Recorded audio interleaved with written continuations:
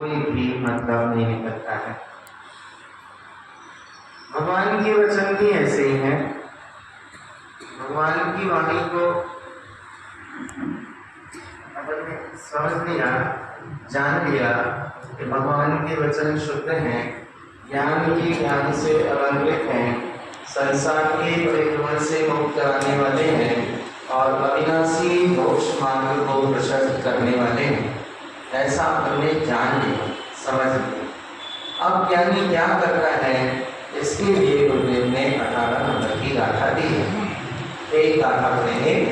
जिनगुप्तम मुक्ति मार्गस्य कर्मं विपति जम्बुदे तेनाहं शुद्ध साधनं च संसार मोक्षस्य कारणम्।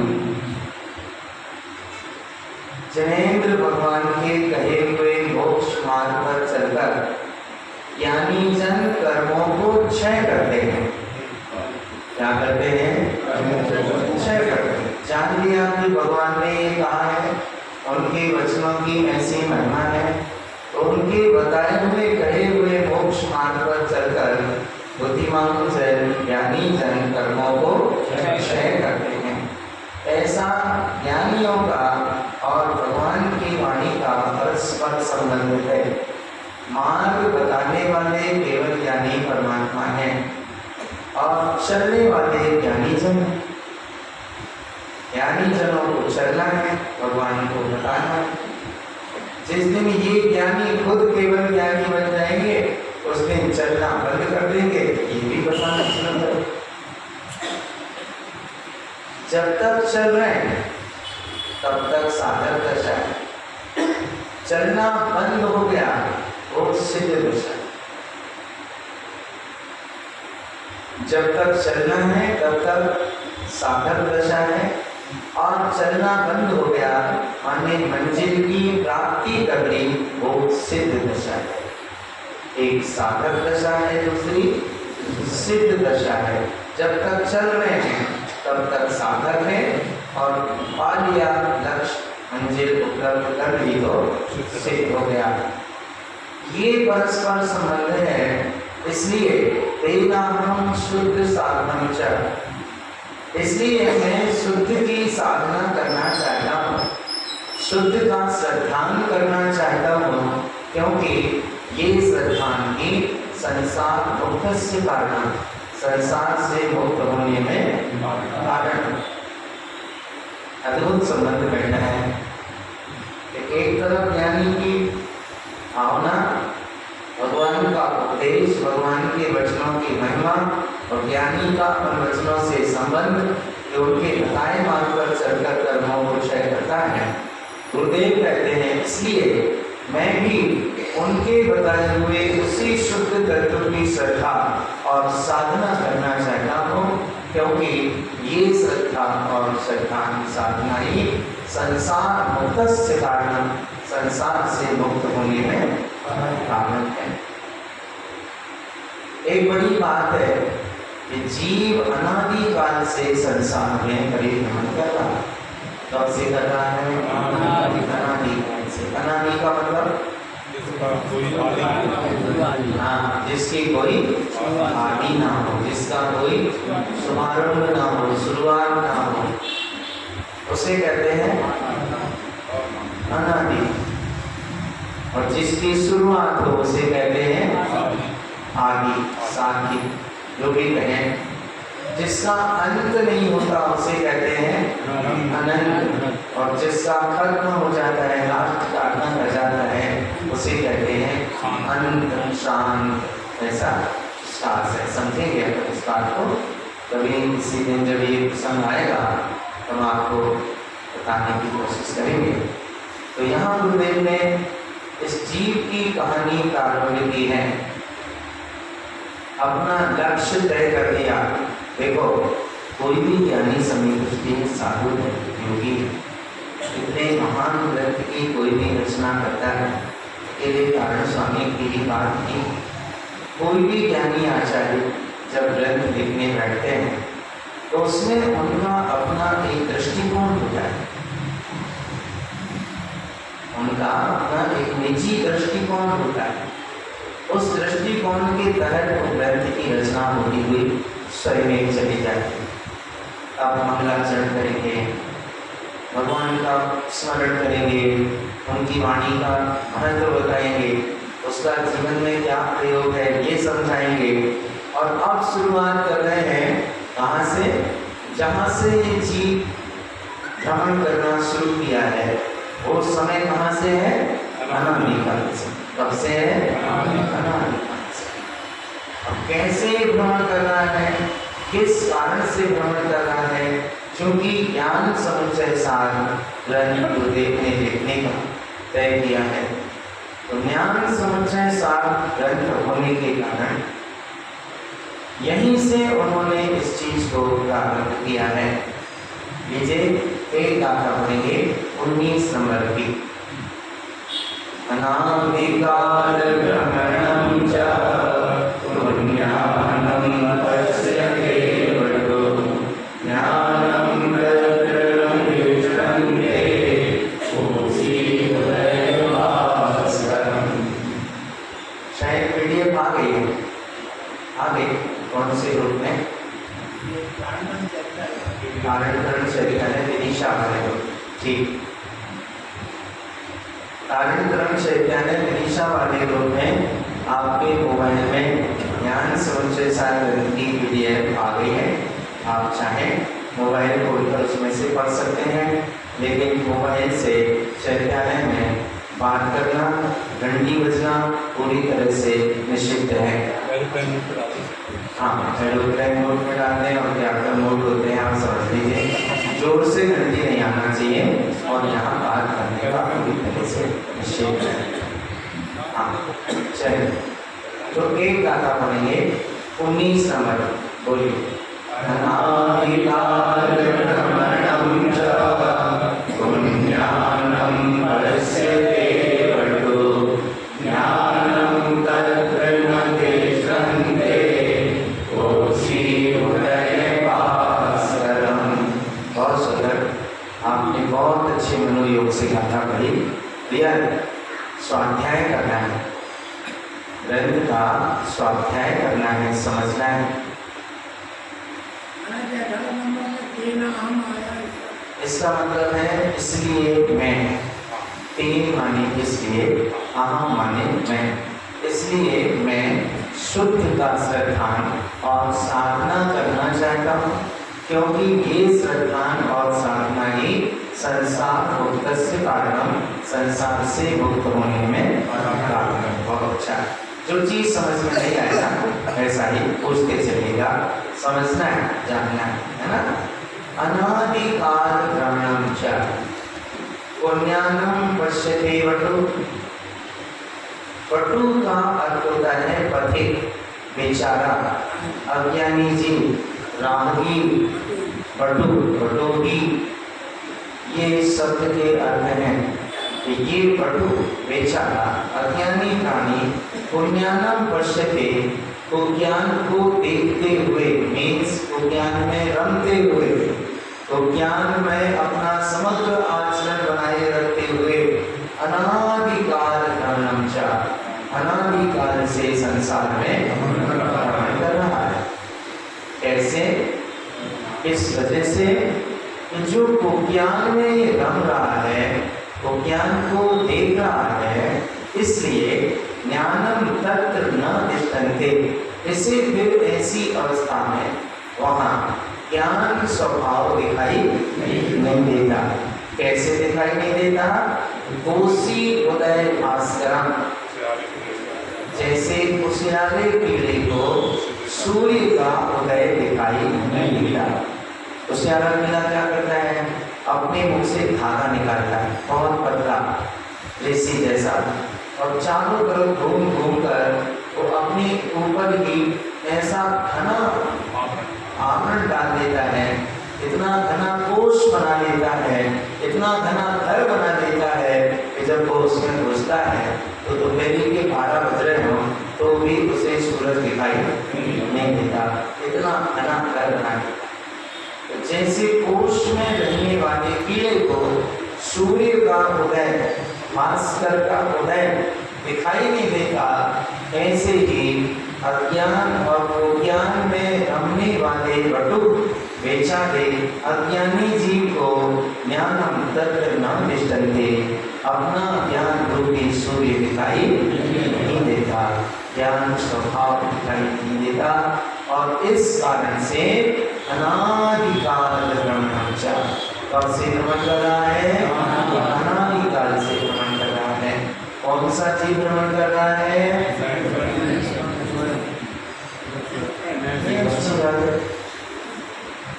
ये अच्छी बात है।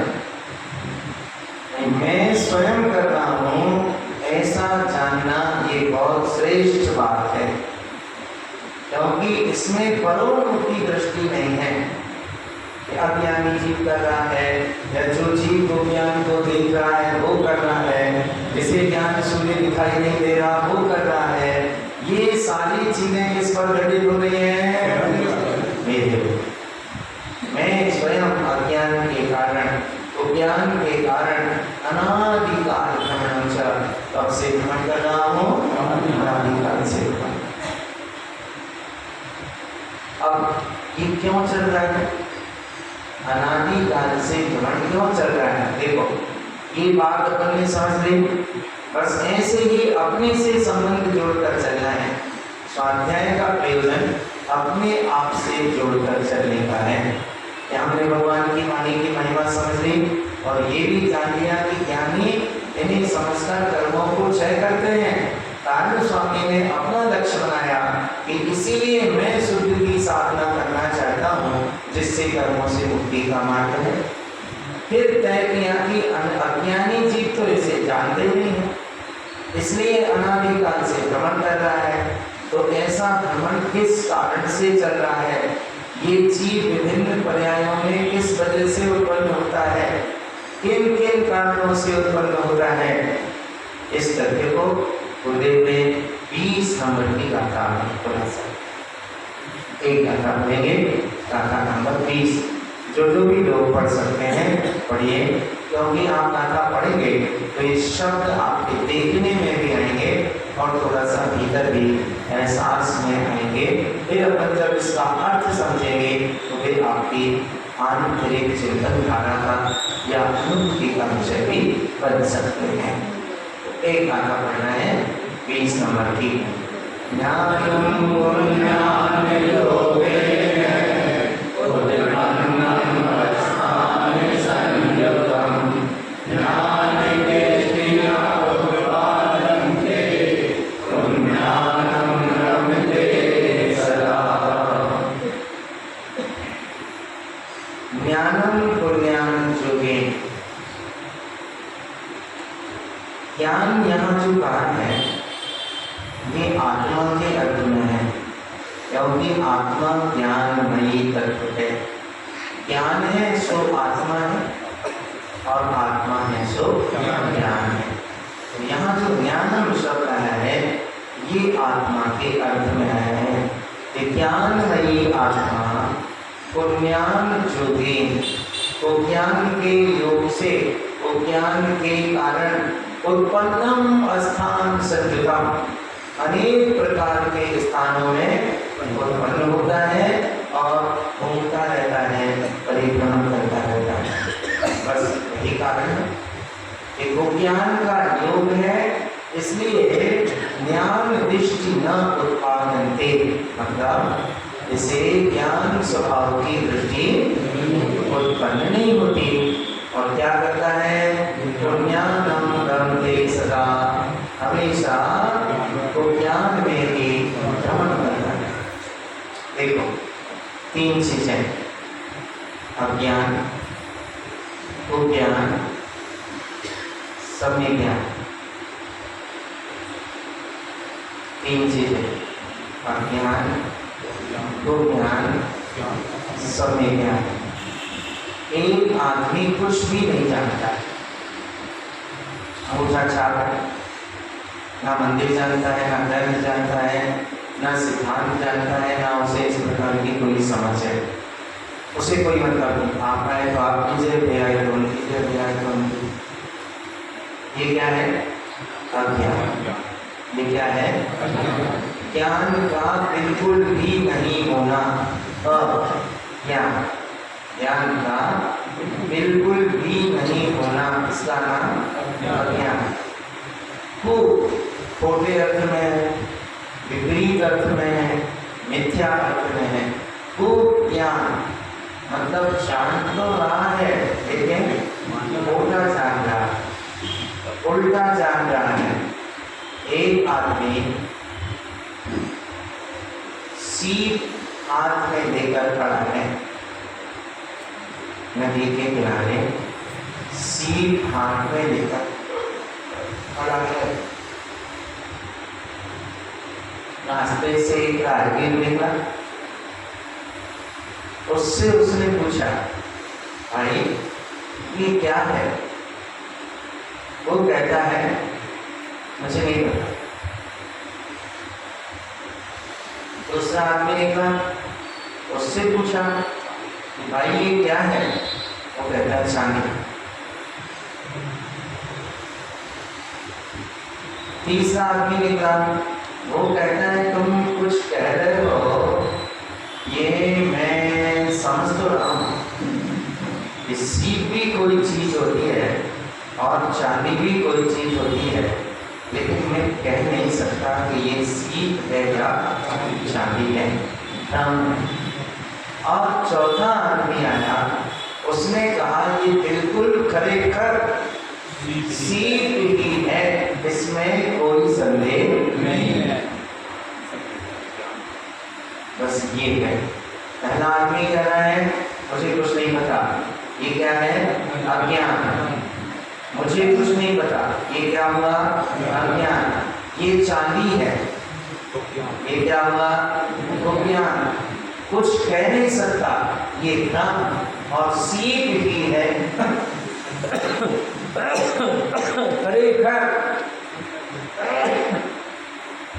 खरेखर सीप ही है, इसके अलावा और कुछ नहीं। इसका नाम संविज्ञान। समझ में नहीं आ रहा? तो कुछ नहीं जानना, इसका नाम अज्ञान। उल्टा जानना, इसका नाम ज्ञान। निर्णय न होना, इसका नाम भ्रम। और जैसे का तैसा जानना, इसका नाम संविज्ञान। बहुत स्पष्ट है, आप इतने अच्छे से समझ रहे हैं, ये बहुत अच्छी बात।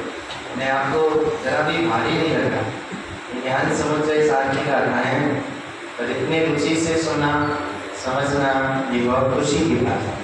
बहुत अच्छा है। समझाने वाले गुरु महाराज हैं। तो चलो क्लियर हो गया ना? अज्ञान, ज्ञान, भ्रम और सम्यक ज्ञान।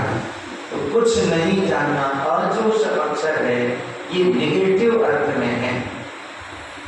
निगेटिव अर्थ में है, जैसे आपने कहा अमर। तो अमर मतलब नहीं मरने वाला। अमर माने नहीं मरने वाला। आपने कहा अमल। अमल माने जिसमें मल नहीं है, मल रहे। अजन्मा, जिसका कभी जन्म नहीं होता। अक्षय, जिसका कभी क्षय नहीं होता। ऐसे यहाँ जो अक्षर है अज्ञान में, ये निगेटिव अर्थ में है कि अज्ञान माने कुछ भी नहीं जानना, ज्ञान का न होना, इसका नाम अज्ञान। और खोटा जानना, इसका नाम ज्ञान। और निर्णय न होना, इसका नाम भ्रम। और जैसे का तैसा कर जानना, इसका नाम संज्ञान। अपने को कौन सा ज्ञान चाहिए? संज्ञान। इन तीनों से ऊपर था, और इन तीनों से ऊपर उठाने का जो मार्ग बतलाने वाला है वो है ये ग्रंथ ज्ञान समुच्चय सार। ठीक है? तो अब अपने को क्या समझना है कि ये जो ज्ञान है, आत्मा है, ये विज्ञान के योग से संसार में परिभ्रमण कर रहा है। अब एक भव्य जीव ने प्रश्न किया, महाराज ऐसा नहीं हो सकता। हम जो जैसे जान रहे हैं कि ये चांदी है तो उसी, लेकिन हम जान रहे हैं ये चांदी है। नहीं तो ऐसा नहीं हो सकता क्या कि हम उसे चांदी भी जानते रहें और सीप भी जानते रहें।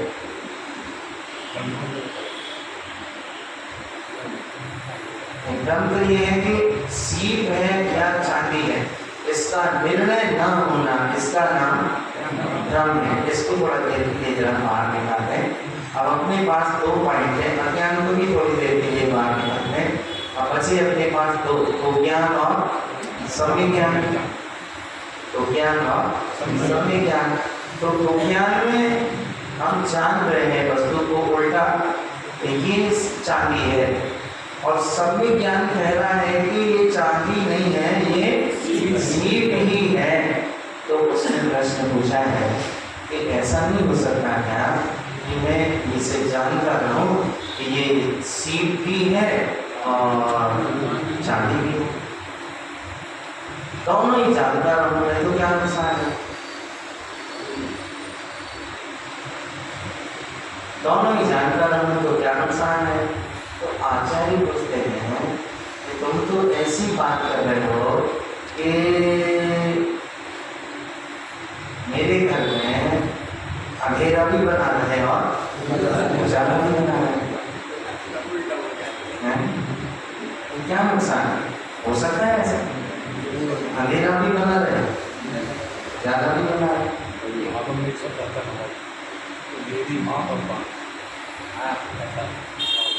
स्ववचन बाधित न्याय का अवसर है।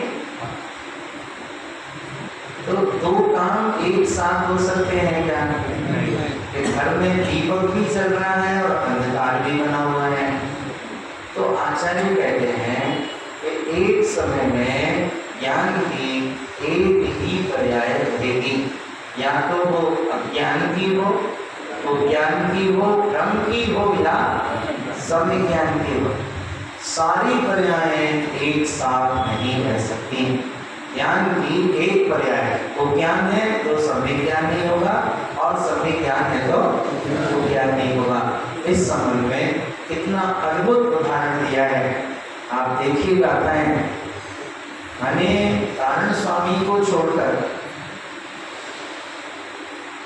लोग क्या कर रहे हैं और घर में आपके हीरा रखा है, इसका आपको कितनी अद्भुत बात है। हम केवल एक गाथा पढ़ेंगे बस और समझेंगे कि ये जो चीज है ज्ञान की अवस्था तो एक से नहीं हो सकती। एक समय एक गाथा पढ़िए। ज्ञानम पुण्याम एकल्पम रजनी दिनकरम जटा जति रजनी उद्भारंगे दिनकरम असंगता।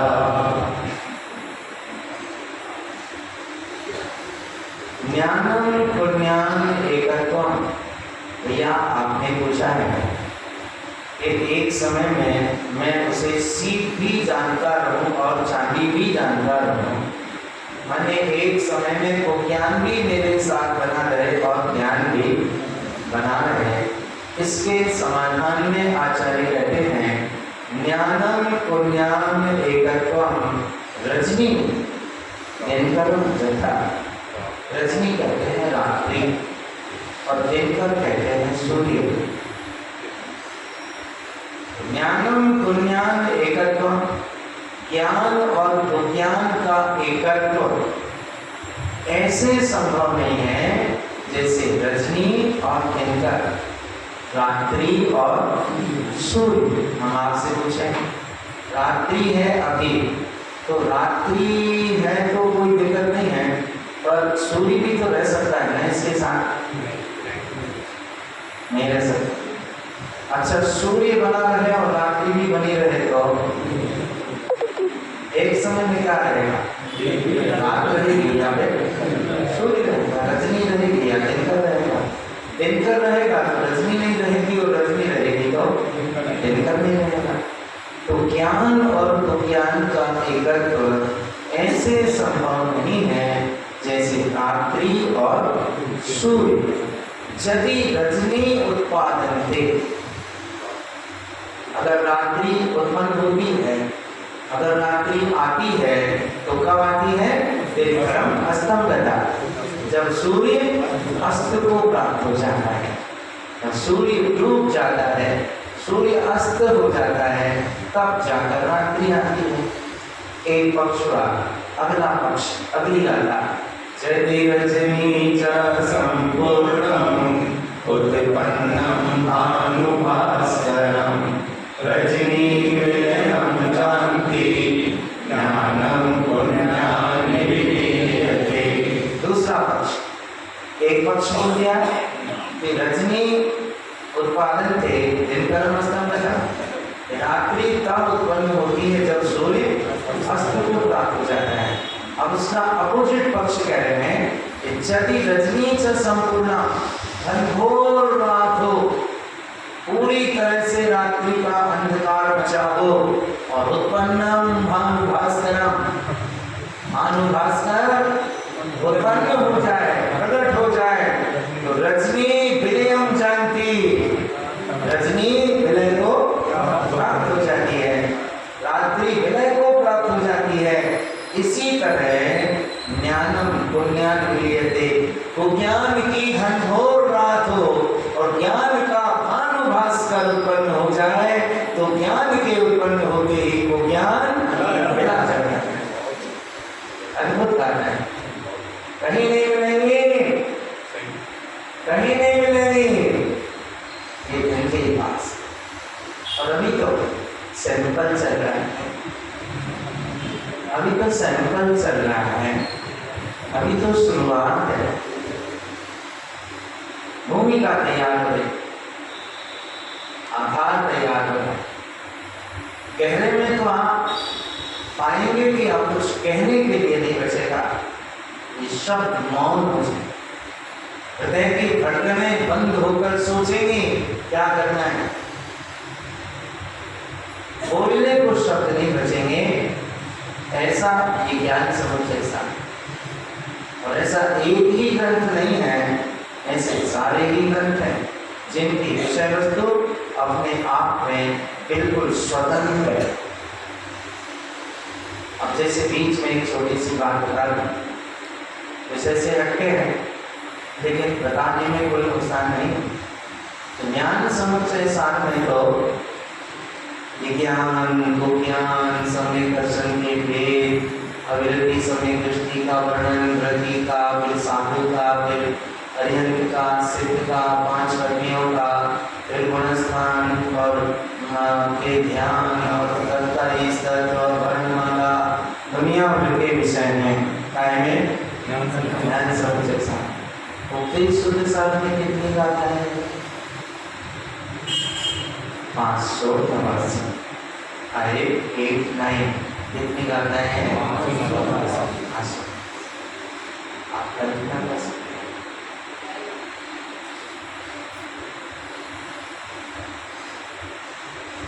मैं कोई अतिशयोक्ति वाली बात नहीं करता, मेरी बात को अतिशयोक्ति पूर्ण मत लीजिएगा, एक सच्चाई के धरातल पर खड़े होकर विचार करें। मैं आपकी विचार शैली को दिशा देना चाहता हूँ, अतिशयोक्ति बदल करके आपकी बुद्धि को भ्रमित नहीं करना चाहिए। आप स्वयं उस धरातल पर खड़े होकर विचार करें। बताने का काम हमारा, विचारने का काम आपका। 589 गाथाएं कोई चीज होती है, 2, 4, 10 गाथा तो नहीं है ना, 100-200 गाथाएं तो नहीं है ना, 589 गाथाएं कोई चीज होती हैं, कोई मायने रखती हैं। और आप आश्चर्य करेंगे कि 589 गाथाओं में अविरत सम्यक दृष्टि का नाम नहीं आया कहीं, साधु की चर्या का नाम नहीं आया कहीं, सिद्धांत के शब्दों का जो ज्ञान समुच्चय सार में बताए जा रहे हैं इनका कहीं नाम और निशान नहीं।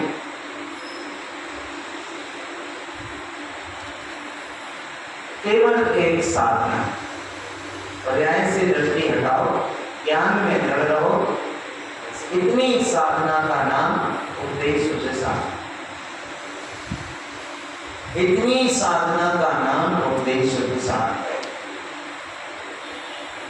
और इसके लिए फिर ज्ञान के भेद प्रभेद, आपको पता है ज्ञान के 5 भेद हैं और 5 ज्ञान के भेद प्रभेद आप जानते हैं।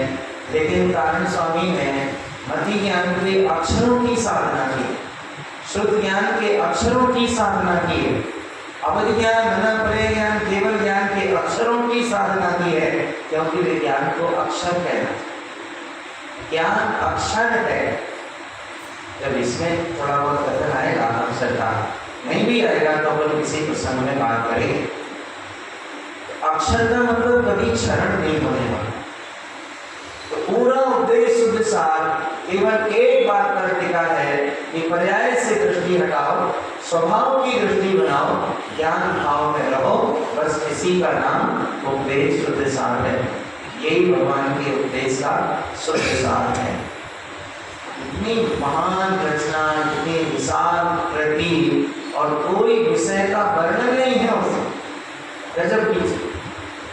आप देखना, अध्ययन किया होगा, देखा होगा, मन से शुरू किया है, मन से और अनुभव से शुरू किया है। अगर मन से दृष्टि हट गई तो अनुभव को प्राप्त हो जाओगे, और अनुभव करके फिर अगर मन की तरफ देखा, नीच की संगति करी, तो ग्रहण किया हुआ अनुभव रत्न छूट जाए। यहाँ से उपदेश विचार की शुरुआत हुई है। तो अजब गजब बातें हैं काफी सारी, कोई अजब बात है इन सारी चीजों में। मुझे नहीं पता था कि कोई जादू है। छोटा सा बीच में स्मरण आ रही है, बता दूं आप कहें विषय तो खैर चल ही रहा है, हाँ उसको अपना बुलाई। पंडित ज्ञानचंद जी, वाणीभूषण जी, विदिशा शिखर जी में शिविर लगाया, मुझे बुलाया उन्होंने। उनका अपना कुछ मन था, कोई उद्देश्य था। मैंने उनके उद्देश्य की पूर्ति में सहायक बनने का प्रयास किया। एक दिन ज्ञानचंद जी बोले, ब्रह्मचारी जी, चंद्रा प्रभु भगवान का मंदिर है जो शिखर जी में आपने देखा होगा, 13 मंदिर बिल्डिंग कोठी में, तो बड़ा आंगन है। उस आंगन में सभा होनी थी, दोपहर का समय था। ज्ञानचंद जी बोले, बसंत जी, आज तो आप ऐसी चीज सुनाओ जो किसी ने आज तक सुनी नहीं हो।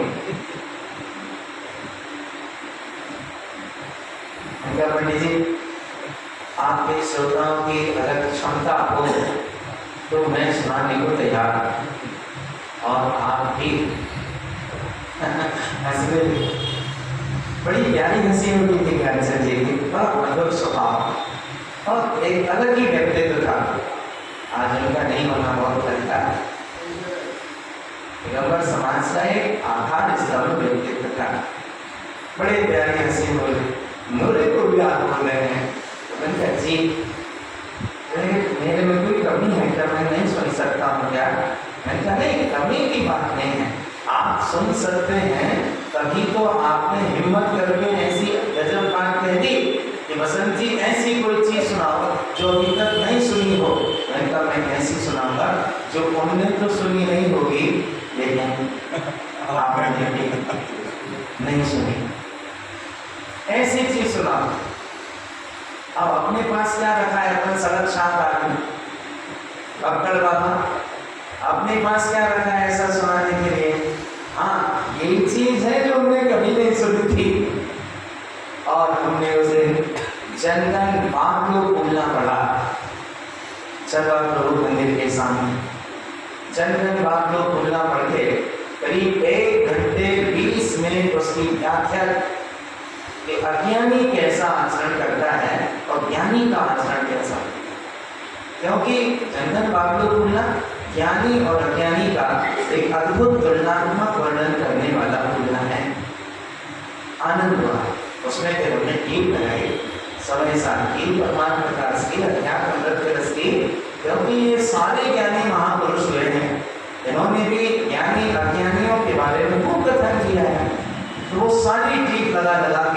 कारण स्वामी उस बात को पक्का कर। सारे लोग बड़े आनंदित हो उठे। अब जब स्तुति करके हम लोग जीना से उतर कर तो लेफ्ट साइड वाली गली रास्ता है, उधर उस तरफ को मुड़े तो एक नेमीचंद भाई आए थे पंडित जी गुजरात से। अच्छे नाम ना मिला, ध्यान में नहीं आता, 4-5 पंडित लोग साथ चल रहे थे। तो नेमीचंद जी बोले कि बसंत जी ऐसा तो हमने दिया पहली बार से, अभी तक ऐसा नहीं सुना था जैसा आपने सुना। मैंने कहा पंडित जी ये तो भी कुछ भी नहीं, ये तो अभी कुछ भी नहीं है, ये तो आप मैंने पर्ची से निकाल के आपको दिखाया है। बोले इसके आगे भी कुछ है। उनका आगे कुछ है ऐसा नहीं है, अभी तो शुरुआत ही नहीं हुई। उनका राजन स्वामी के ग्रंथों में लक्षण परिणाम, अवमरित परिणाम, जुगल नेत्र परिणाम, दीप्ति नेत्र परिणाम, कमल फल, अक्षर 48 और ऐसी 10, 12, 15 चीजों के नाम हमको चलते चलते मैंने सुना थे। इनका आध्यात्मिक स्वरूप आप समझेंगे तो ये कहेंगे कि दुनिया में ऐसा ज्ञान जो तारण स्वामी के पास है ये कहीं नहीं है।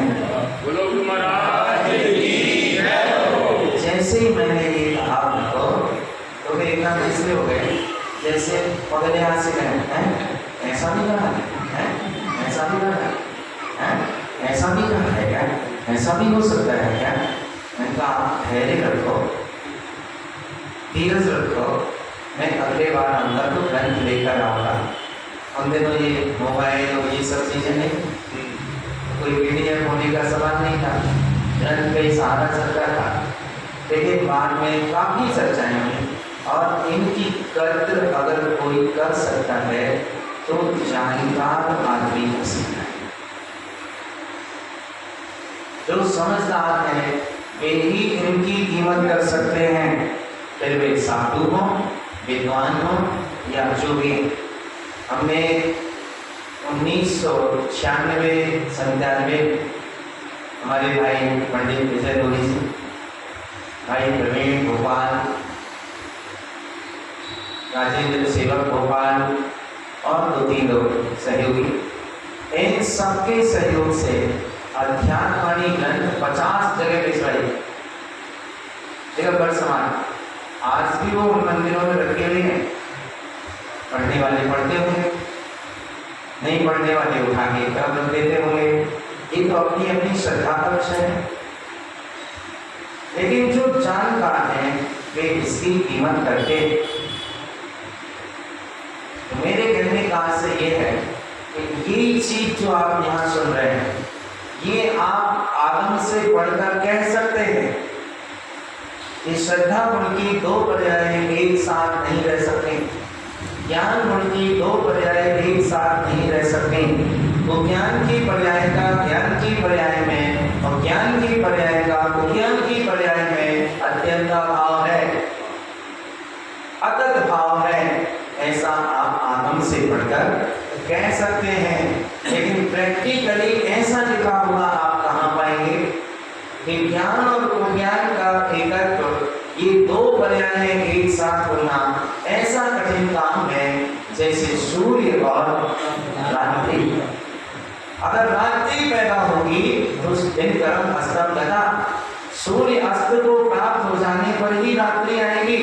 और यदि रजनी च संपूर्णम उत्पन्नम भानु भास्करम, घनघोर रात हो और भानु भास्कर उदित हो जाए तो रजनी विलियम जाती है, रात्रि विलय को प्राप्त हो जाती है। इसी प्रकार ज्ञानम पुण्यान विलीयते, जब ज्ञान रूपी भानु भास्कर उत्पन्न होता है तो वो ज्ञान रूपी रात्रि विला जाती है, समाप्त हो जाती है। माने ज्ञान की 2 पर्याय एक साथ रहना संभव नहीं। ये ऐसी अजब गजब की गाथाएं हैं।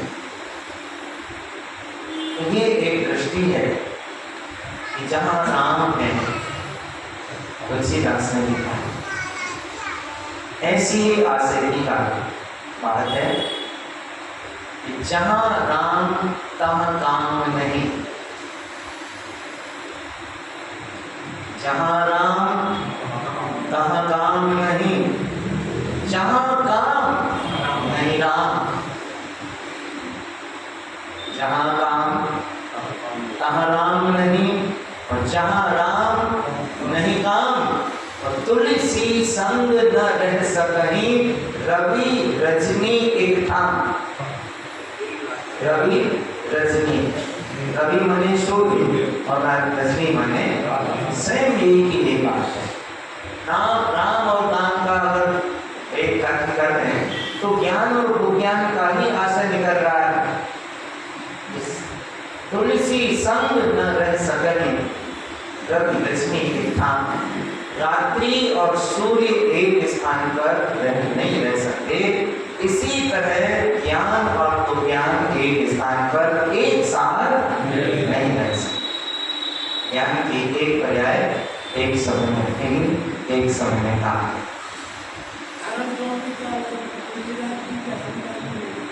जी नहीं, तुलसीदास 1600 के आसपास, संवत 1680 मंगल के दिन 1680 के नारायण स्वामी 1572, लगभग 100-125 साल बाद तुलसीदास। तो कहने का आशय ये है कि इतनी सूक्ष्म चर्चा है ज्ञान समुद्र सार में, लेकिन अपन उसे अपनी भाषा में समझने का प्रयास करेंगे। सूक्ष्म तो है, गंभीर तो है, महत्वपूर्ण तो है, पर उसे कठिन नहीं बनाएंगे, उसे अपनी भाषा में बिल्कुल सरल करके समझने का प्रयास करेंगे।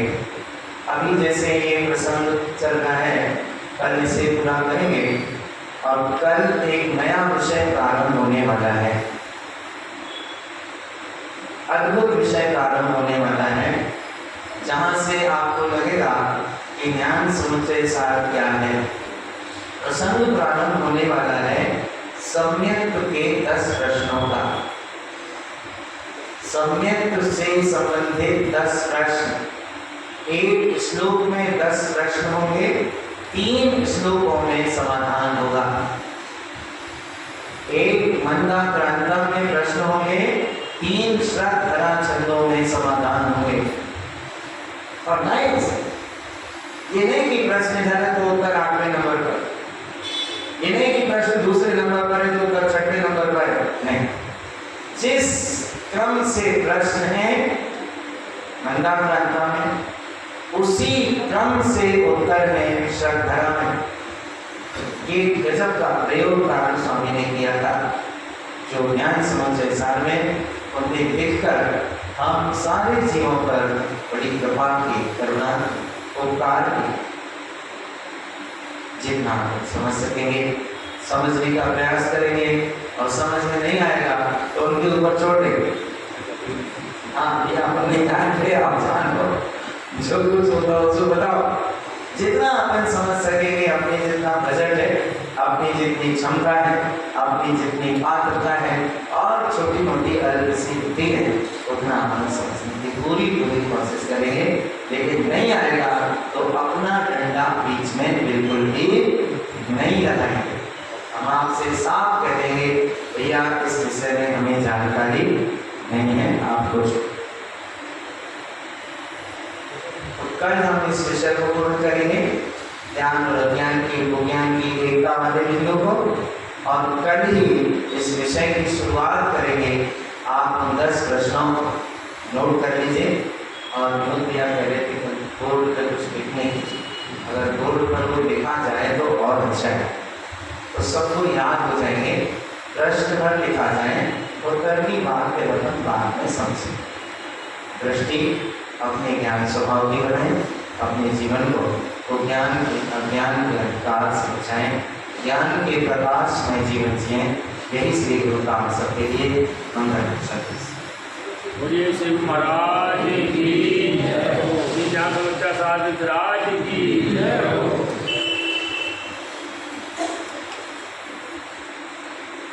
जय नमस्ते।